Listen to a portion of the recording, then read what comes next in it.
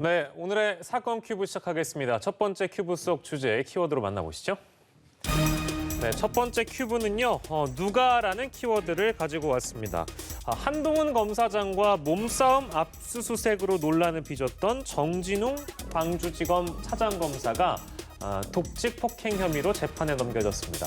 한 검사장이 정 차장검사에 대한 고소장과 감찰 요청서를 낸 이후 석 달 만인데요. 여러분들은 어떻게 좀 보시고 계신지 오늘 사건 큐브 함께 하겠습니다. 두 분의 전문가를 모셨습니다. 손정혜 변호사, 최진봉 성공회대 교수입니다. 어서 오십시오. 안녕하세요. 안녕하세요. 예, 저희가 먼저 이 사건을 첫 번째 주제로 가지고 왔는데요. 먼저 독직 폭행 혐의 많이 저희가 다루긴 했는데 개념부터 좀 정리하겠습니다. 독직 폭행 혐의가 어떤 혐의인가요, 손정혜 변호사님? 수사기관에서 수사를 담당하는 위치에서 이제 피의자나 관련된 사람들에 대해서 폭력을 행사하는 경우에 독직 폭행으로 가중 처벌한다고 보시면 될 것 같고요. 일반 폭력보다 굉장히 형이 높습니다. 5년 이하의 징역, 10년 이하의 자격정지에 처해지도록 되어 있을 뿐만 아니라 특히 네. 상해 피해가 있었을 경우에는 1년 이상의 유기징역이다 보니까 엄격한 범죄다 이렇게 말씀드릴 수 있고요. 예. 이 규정이 입법이 된 취지는 이 과거의 수사기관, 특히 경찰, 검찰에서 고문하지 마라. 피의자들에게 인권 침해하면서 폭력을 행사하지 말아라. 예. 직무상 이런 불법 행위를 하지 말라라는 취지에서 들어온 법조항입니다. 예, 그렇군요. 근데 그러니까 결국에는 독직 폭행이라는 게 이게 만약에 가정을 한다면 유죄 시에는 벌금형이나 이런 게 아예 없는 거예요?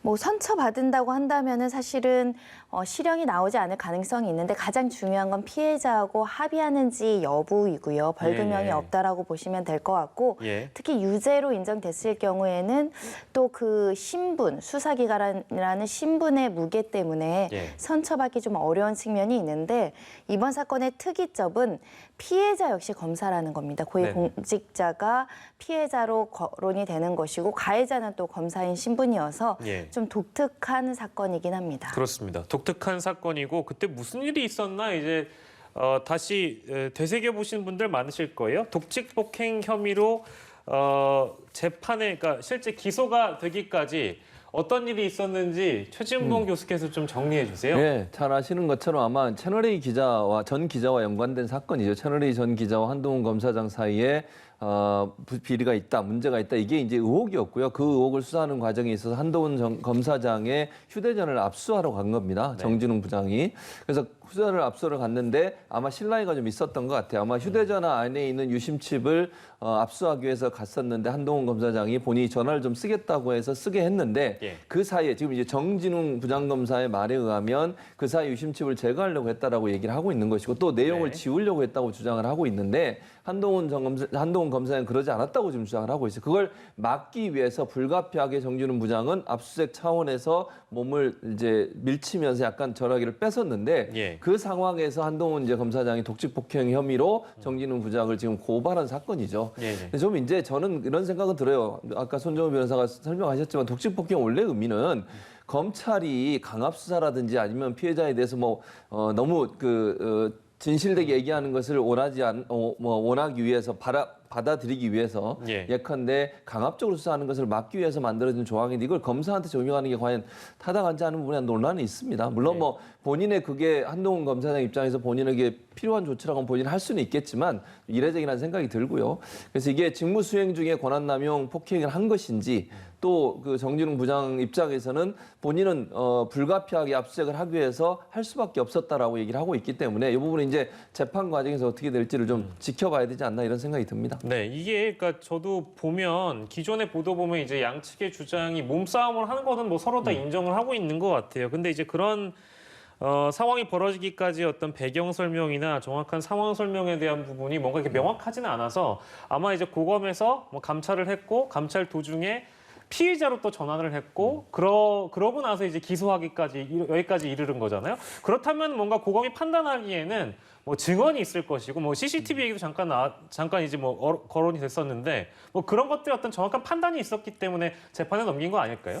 증거가 없이는 기소하기가 어려운 사건이죠. 그 당시에 현장에서 이것을 봤다는 사람들이 있는 겁니다. 네네. 유심칩 관련해서 유심칩을 가져오기 위해서 몸싸움을 했는지 위력을 행사했는지 여부와 관련해서 위력을 행사하는 걸 봤다라는 증인이 존재하는 것으로 알려지고 있고 최초에 쌍방이 고소하겠다라고 했습니다. 나도 피해자다. 먼저 폭력을 했고 이런 증거물에 대한 소실 가능성 때문에 내가 정당하게 공무집행을 했다는 것이 정 차장 검사의 주장이었던 반면 예. 한동훈 검사는 아니다. 바로 내가 핸드폰을 만지니까 날라와서 위력을 행사했다라고 했거든요. 네네. 그런데 중요한 것은 정 차장 검사는 실제로 고소장을 접수하진 않았습니다. 네. 반면 한동훈 검사께서는 고소장을 접수했고 이에 뒷받침되는 현장에서의 증언들이 나왔기 때문에 네. 그 당시 상황에서 한동훈 검사장이 이런 위력으로서 어떤 피해를 입었고 실제로 상해 3주라는 진단서가 존재하는 사건이기 때문에 예. 이 상해의 원인이 직접적으로 이 정 차장 검사로 인해 기인했다라고 한다면 이 직무 수행 중이죠. 이 수사 과정에서의 가혹행위가 있었다 이렇게 판단한 것으로 보입니다. 네, 뭐 저는 이제 뭐 법적으로 전문가도 아니고 이런 수사 전문가도 아닙니다만 이제 보통 압수수색 같은 거 하면 영화 드라마에 나오듯이 뭔가 몸싸움 같은 거는 일상적으로 있을 거라는 판단은 듭니다만 이게 앞서 손정혜 변호사도 언급해 주신 대로 검사와 몸싸움을 벌이게 된 것이고 그 사이에 이런 갈등을 빚게 됐다는 측면에서 검찰 내부에서 이 사건을 바라보는 검사들의 그 분위기가 썩 좋을 것 같지는 않습니다. 어떻게 보면 검찰 자체는 굉장히 슬픈 일인 것 같은데요. 슬픈 일이죠. 검사가 검사를 고발하는 사건 아니겠습니까? 예. 그리고 이제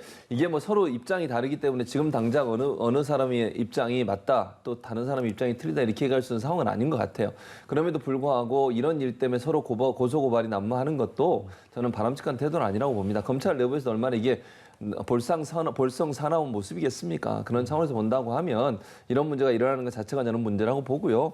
예를 들면 지금 정 차장 검사 같은 경우에는 그럼 압수수색을 제대로 잘 받았으면 아무 문제가 없었을 거 아니냐. 그걸 네. 왜 전화기를 안 주려고 했느냐라고 네네네. 얘기할 수 있는 거고 한동훈 검사장 입장에서는 본인은 그거를 뭐 전화하기 위해서 받은 거지 그걸 빼려고 했던 의지가 전혀 없었다라고 주장을 하고 있기 때문에 예. 이런 부분이 사실 압수수색 과정에서 서로가 문제 없이 넘겨주고 받았으면 문제가 없을 텐데 어쨌든 어떤 행동이 있었고 그 행동을 정 차장 검사 입장에서는 뭔가 지우려고 즉 증거 인멸의 정황이 있다고 판단해서 본인의 행동을 한 것이고 한동훈 검사는 그게 아니라고 주장을 하고 있기 때문에 예. 바라보는 관점에 따라서 어떻게 볼지가 좀 여러 측면이 있는 것이고 그런 차원에서 본다면 검사들 내부에서는 사실 이런 일이 일어난 것 자체가 상당히 부끄러운 일이다 이런 생각이 듭니다. 예, 알겠습니다. 첫 번째 주제로 만나봤습니다.